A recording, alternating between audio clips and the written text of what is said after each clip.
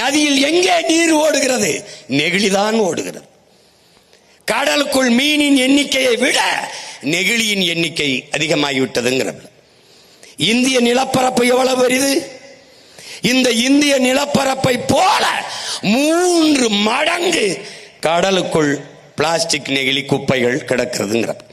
இந்த பிளாஸ்டிக் நெகிழி குப்பைகளை போட்டு கடலை மூடிவிட்டால் அதில் மிக அவசியமான உயிரினங்களான பவளப்பாறைகள், இந்த நீலப்பச்சை பாசி போன்ற அந்த உயிர்காற்றை தருகிற செடிகள் எல்லாம் அழிவை சந்திக்கும் போது பூமி அழிவை சந்திப்பதை தவிர வேறு வழி இல்லை. இதை விளக்குவதற்குத்தான் உங்கள் உடன் பிறந்தவன் இந்த கடலம்மா மாநாடை போட்டு, அது நான் பேசினால் உங்களுக்கு எங்க புரியாது போய்விடுமோ என்று பயந்து படம் போட்டு காட்டிக்கிட்டு இருக்கேன். ஏன்னா நீ படம் காட்டுறவனுக்கு போய் படங்க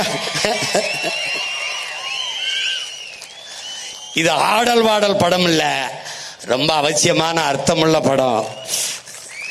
அதை பார்த்தா பாடையில போவ, இதை பார்த்தா பல்லாண்டு நல்லபடியா வாழ்வ.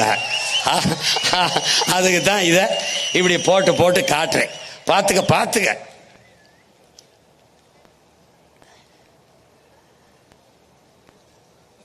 12,500 கோடி கிலோ. எவ்வளவு?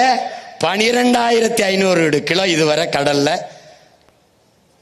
கலந்திருக்கிறதா கணக்கிடுது. 12,500 கோடி கிலோ. தலை சுத்துது. பார்த்துக்க. நீ நினைக்கிற ஒரு போத்தலை தூக்கிட்டு அப்படி போடுற. நான் ஆட்சிக்கு வந்தவரன்னு போட்டுறேன் பார்ப்போம். 6 மாசம் உள்ளதுக்கு போட்டுருவேன். நீ நினைக்கிற நீ எல்லாம் உண்மையிலேயே என் தம்பி தங்கை தானே. இந்த கேரளாவுக்கு வண்டி எடுத்துட்டு போடா, சாலையில ஒரே ஒரு போத்தலை போட்டுறா பார்ப்போம். எங்க இருந்து வருவான்னு தெரியாது. காவல்துறை இல்ல, மக்கள் எடு கிளம்புன்றுவான். ஒரு சீம கருவேலை இல்லை, ஒரு பிளாஸ்டிக் நெகிழி இல்லை. ஏன்? என் தம்பி சொன்ன மாதிரி நல்ல ஆத்தாளுக்கு, நல்ல அப்பனுக்கு அந்த பிறந்து அந்த மண்ணின் மகன் மண்ணை தன் தாயின் மடியாக நேசிக்கிறவன் ஆளுகிறான். அப்படி ஒருவன் இந்த மண்ணில் வரணும். எவனால் முடியும்? பிரபாகரன் என்ற பெரும் மரவனின் மகனால் தான் முடியும். இந்த பாரு,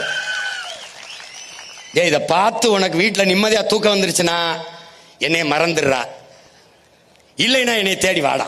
இங்க பாரு, இது எப்படின்னா நுண்ணிய நெகிழி. இது மொத்தமா நீ பார்த்த தானே. இது துகள். இது கடல் சூப்புங்கிறான்.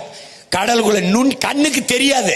இந்த ஒரு போத்தலில் மட்டும் 1 லிட்டர் கடல் நீரில் மட்டும்